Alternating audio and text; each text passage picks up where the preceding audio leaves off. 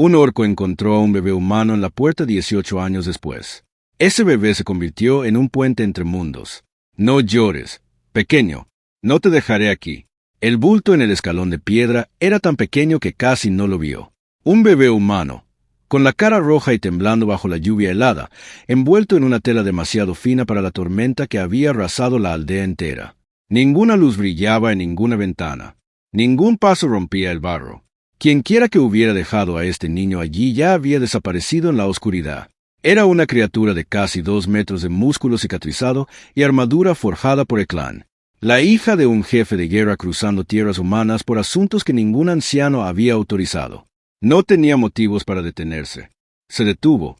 Su enorme mano, endurecida por 100 batallas, rodeó al bebé con una dulzura que la sorprendió incluso a ella misma. Bajo su cuello de piel, el sello del jefe, grabado en su clavícula, permanecía oculto, al igual que todo lo demás que era.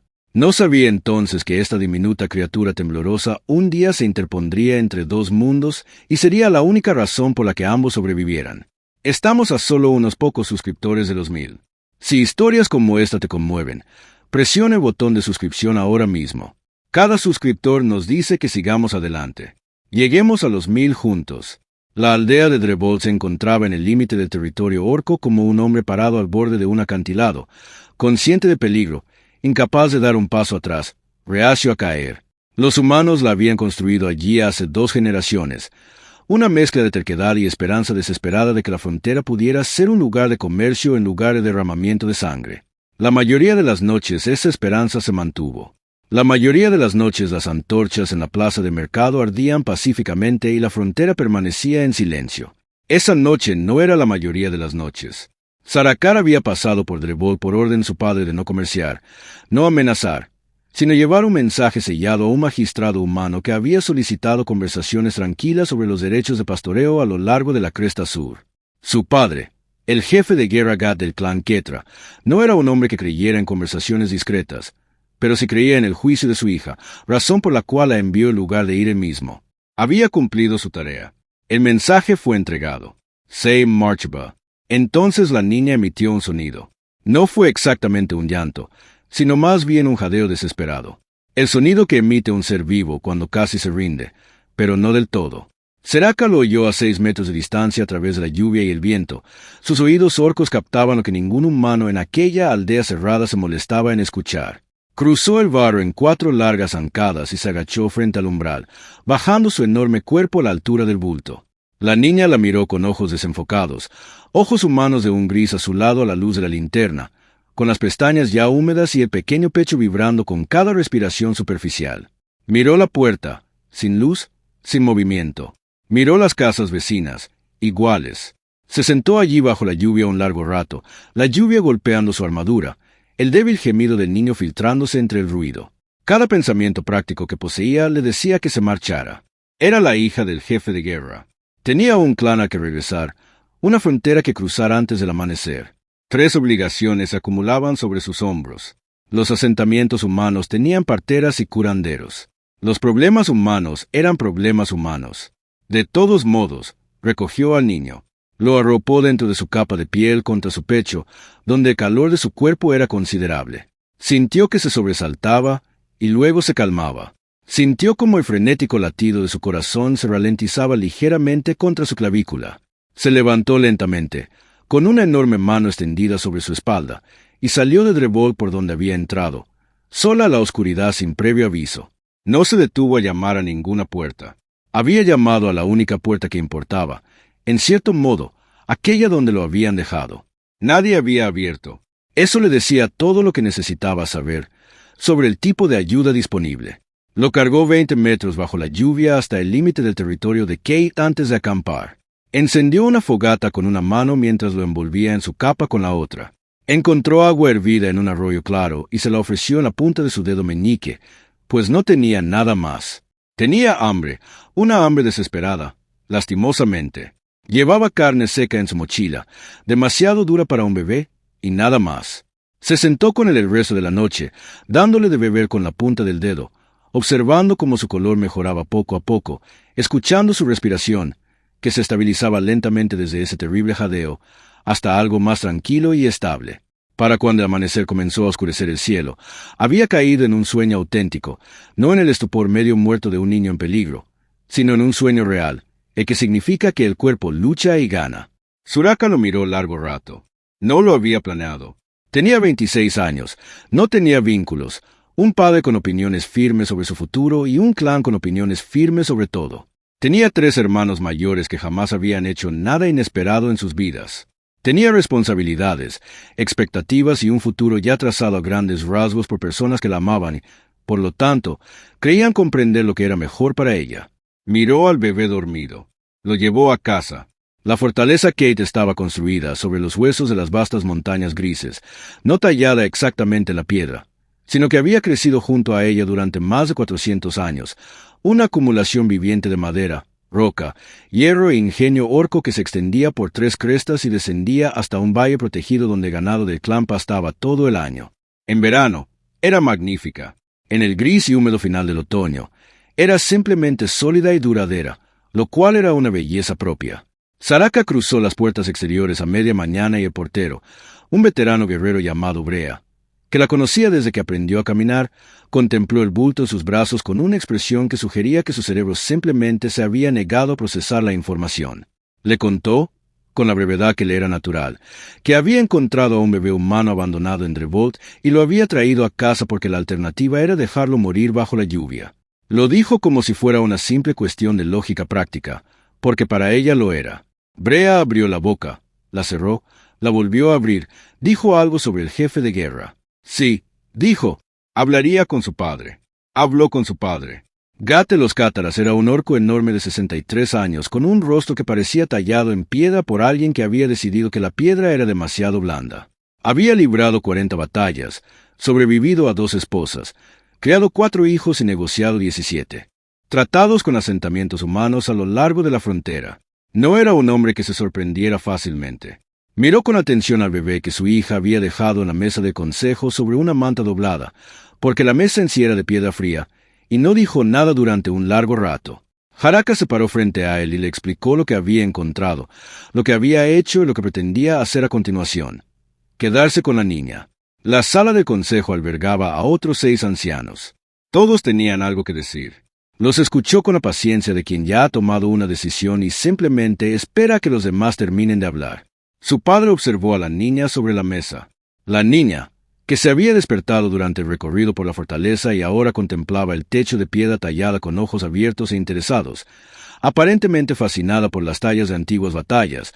Gorat dijo en voz baja que su hija siempre había obrado según su criterio y que aún no había encontrado motivos para creer que su juicio fuera incorrecto. No dijo que lo aprobara. No dijo que se sintiera feliz. Tomó el borde de la manta, observó el rostro de la niña un momento y volvió a colocarla con sumo cuidado. Luego salió de la sala sin decir una palabra más, lo que en los cateranos era casi una bendición. Lo llamaron Corbin. No era un nombre de orco. Soraka fue precisa al respecto. Le dio un nombre humano porque era humano, porque creía que debía saber lo que era y porque había encontrado entre los pliegues de la tela un trozo de papel envuelto con 4 palabras escritas en escritura humana. Su nombre es Corbin. Eso era todo. Sin apellido, sin explicación, sin disculpa, conservó ese trozo de papel. Se lo daría algún día. Se lo dijo a sí misma la primera noche y muchas noches después. Y cumplió la promesa. Corbin creció. Esta es la forma más sencilla de describir lo que sucedió durante los siguientes 18 años, y también la más notable. Creció como crecen los niños humanos. Rápido, luego lento, y luego en repentinos estallidos impredecibles, creciendo en el espacio de un solo verano, llenándose durante los inviernos, cambiando continuamente de una manera que los niños orcos simplemente no lo hacían. Los niños orcos eran robustos y consistentes. Corin siempre era algo nuevo. Creció hablando ambos idiomas, el catara, gutural y rítmico, lleno de sonidos que los humanos encontraban casi imposibles de replicar, y el dialecto fronterizo, común en los asentamientos humanos, que Soraka le enseñó ella misma con libros que solicitaba a través de las rutas comerciales. Creció comiendo comida orca, durmiendo bajo mantas hechas por orcos en una habitación construida para ocupantes de tamaño orco, aprendiendo a moverse entre muebles, puertas y escaleras diseñados para cuerpos casi 30 centímetros más altos que el suyo. Creció sabiendo lo que era. Jerka lo había tenido absolutamente claro desde que tuvo la edad suficiente para comprenderlo. Era Jimeno. Había sido abandonado. Se lo dijo con sinceridad cuando tenía 8 años y se lo preguntó directamente porque no era una mujer que suavizara la verdad hasta la inutilidad. Su gente lo había abandonado. Ella lo había encontrado. Ella lo había elegido. Estos eran los hechos. Lloró cuando se lo contó. Se sentó con él en el suelo de su habitación. Siempre se sentaba en el suelo cuando hablaba con él porque se negaba a imponerse sobre él durante conversaciones importantes. Y lo dejó llorar sin decirle que parara porque había aprendido pronto que los niños humanos necesitaban llorar de la misma manera que los orcos necesitaban entrenar. Era como procesaban las cosas. Finalmente, él le preguntó por qué lo había conservado. Ella le dijo que se había hecho esa pregunta solo una vez la noche que le encontró, que no había considerado que valiera la pena volver a preguntar. Él pensó en eso por un rato. Luego se apoyó en su brazo. Su brazo a los 8 años, siendo aproximadamente del tamaño de todo su torso, y no dijo nada más. Se sentaron juntos en silencio hasta que el fuego se apagó. Esa fue, en muchos sentidos, la conversación que construyó todo entre ellos. Los primeros años fueron más duros de lo que Juraka había anticipado, y ella era una mujer que tenía un talento para anticipar las dificultades. El clan no era cruel con Corvin. La crueldad en la tradición cátara estaba reservada para enemigos abiertos, declarados, ritualizados. Lo que el clan ofreció a Corvin, en cambio, fue algo más complicado, una especie de incertidumbre elaborada. No estaban seguros de lo que él era para ellos. Era el pupilo de la hija del jefe de guerra, lo que le daba estatus. Era humano, lo cual no le daba ninguna ventaja. Era un niño, lo que en la cultura orca significaba que estaba protegido en gran medida solo por ese hecho. Los orcos no dañaban a los niños. Punto final. Independientemente de sus sentimientos sobre los orígenes del niño, la protección no es lo mismo que la pertenencia. Corvin aprendió esto con el mismo pragmatismo práctico que caracterizó la mayoría de sus tratos con realidades difíciles. Era diferente. Los otros niños eran más altos que él a los 3 años y nunca dejaron de serlo. No podía igualarlos en las pruebas físicas que formaban el núcleo de la educación infantil cátara. Era más lento, más pequeño, menos capaz de absorber un golpe, menos capaz de asestar uno que importara. Encontró otras maneras. Lo fue desde que pudo sostener una tiza. Extraordinario con los números, no solo con la suma y la resta, desarrolló una comprensión instintiva de la proporción y los patrones que los ingenieros del clan notaron cuando tenía 10 años y comenzaron a corregir errores en sus cálculos de construcción. A los 12 años, el ingeniero jefe le traía problemas reales para que los analizara, tratando sus respuestas con la atención que solían reservar los asesores superiores. Tenía un don para los idiomas. A los 11 años, añadió los dialectos orcos del sur a su fluidez. Empezó a aprender el idioma comercial de los asentamientos humanos del este a los 12, y a los 14 pasó un verano escribiéndose por carta con un lingüista humano en la ciudad fronteriza de Barat, intercambiando observaciones gramaticales sobre ambos idiomas con la intensidad de quien ha encontrado un tema que le resulta familiar. Aprendió a cocinar. Esto sorprendió a todos, incluso a Jaraka, quien nunca había valorado especialmente la cocina más allá de su necesidad funcional. Corvin descubrió la cocina Acta a los 9 años cuando la cocinera del clan, una anciana corpulenta llamada Druska, lo sorprendió robando un trozo de pan que se estaba enfriando y le ofreció una opción: trabajar o irse. Trabajó. Se quedó.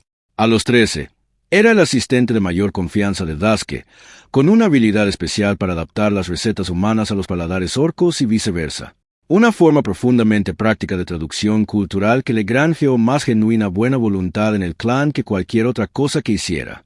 Daske le dijo una vez, mientras necesitaba dinero que a ella le habría llevado el triple de tiempo, pues tenía artritis, que alimentar a la gente era la forma más honesta de cuidar a la gente.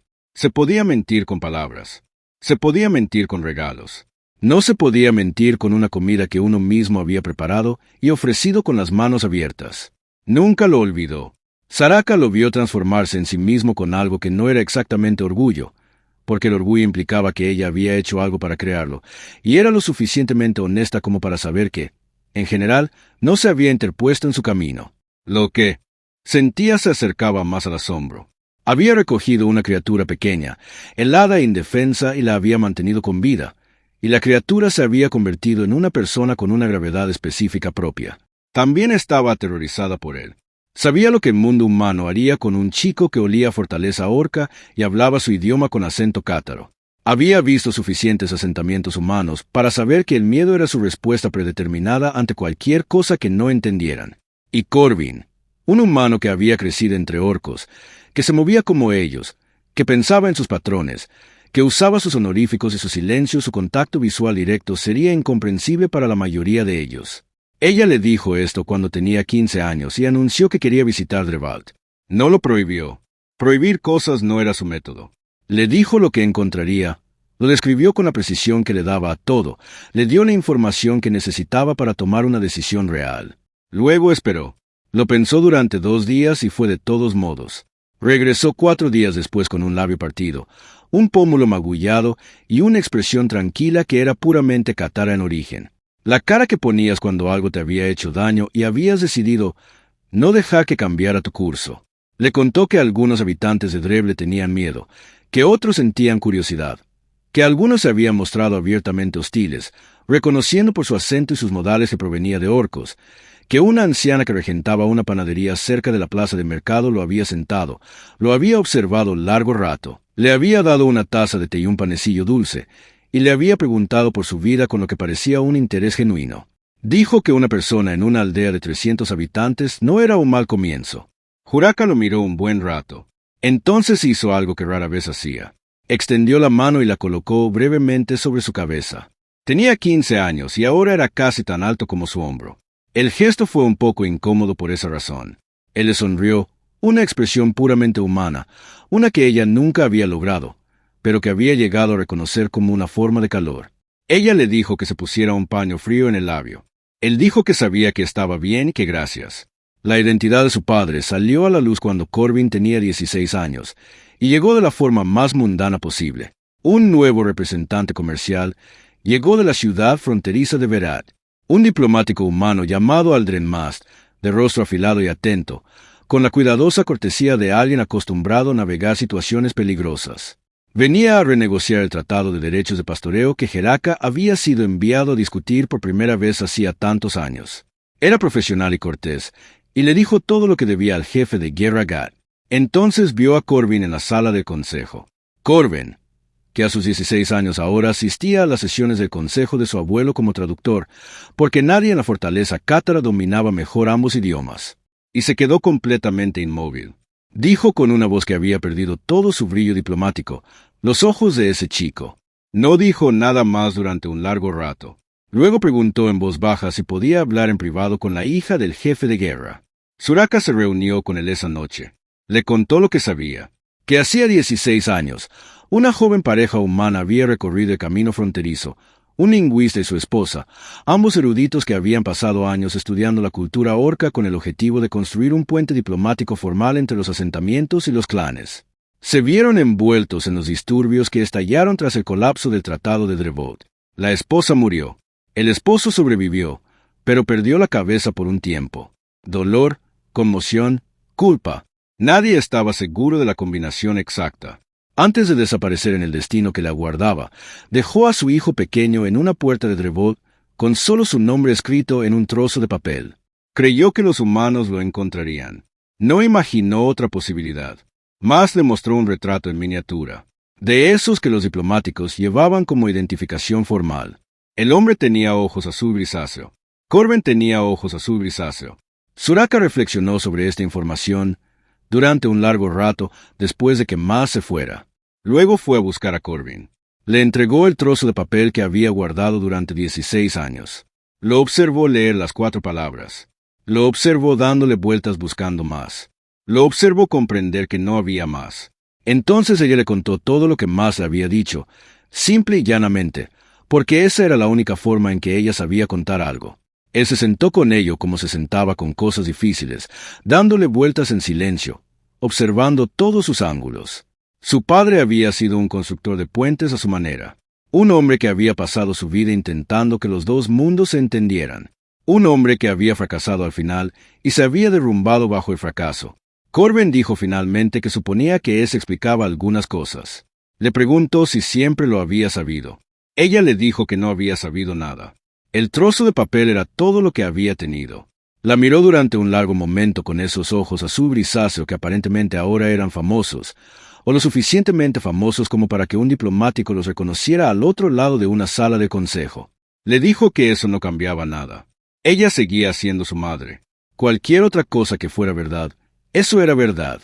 Jericha, quien había librado 40 batallas y se había enfrentado a la muerte una docena de veces con perfecta compostura, se sintió brevemente incapaz de hablar. Extendió la mano y la puso sobre su hombro. Él puso su mano, mucho más pequeña, sobre la de ella. Permanecieron así hasta que hubo que atizar el fuego. Corben tenía 18 años cuando comenzaron los problemas, y estaba en el mercado de Barak cuando vio a Vasa por primera vez. Para entonces, llevaba 2 años yendo al mercado fronterizo de Barak, aparentemente para practicar su dialecto oriental y para intercambiar libros que no se encontraban en territorio Kate. Pero, sinceramente, también porque Mercado era uno de los pocos lugares del mundo donde humanos y orcos ocupaban regularmente el mismo espacio, sin que fuera un evento diplomático ni un preludio a la violencia. Se sentía cómodo allí de una manera que no se sentía cómodo en ningún otro lugar. Es decir, se sentía ligeramente incómodo en todas partes y menos incómodo aquí. Vasa estaba de pie al borde de la sección de comerciantes de especias, estudiando un estante de hierbas secas con la expresión concentrada de quien realmente sabía lo que veía. Era alta. Todos los orcos eran altos para los estándares humanos, pero ella también lo era, lo que la colocaba a un nivel que hacía que la mayoría de los humanos retrocedieran inconscientemente al verla. Tenía la complexión de una guerrera, lo cual claramente era. ¿Cómo?